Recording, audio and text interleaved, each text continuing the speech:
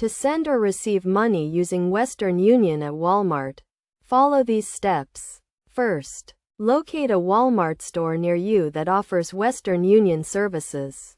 As not all locations provide this service, you can use the Western Union website or the Walmart store locator to find a participating store.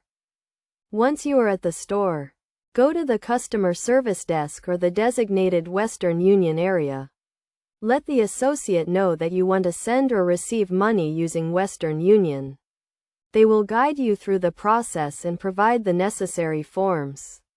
To send money, you will need to provide the recipient's name, the amount you want to send, and the recipient's location. You will also need to provide a valid government-issued ID and pay the transfer fee. The associate will help you fill out the form and process the transaction. To receive money, you will need to provide the money transfer control number, which is given to you by the sender. You will also need to provide a valid government-issued ID and the exact amount of money that was sent. The associate will verify the information and hand you the cash. It is essential to note that there are transfer limits and fees associated with Western Union services at Walmart.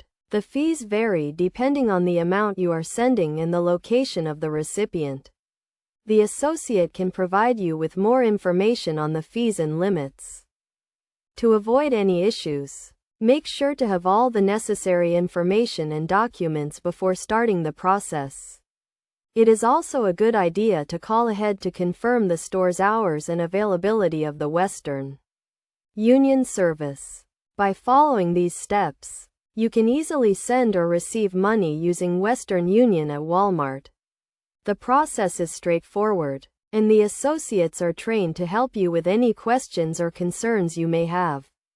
Western Union at Walmart is a convenient and reliable way to transfer money. And with these steps, you can do it quickly and efficiently.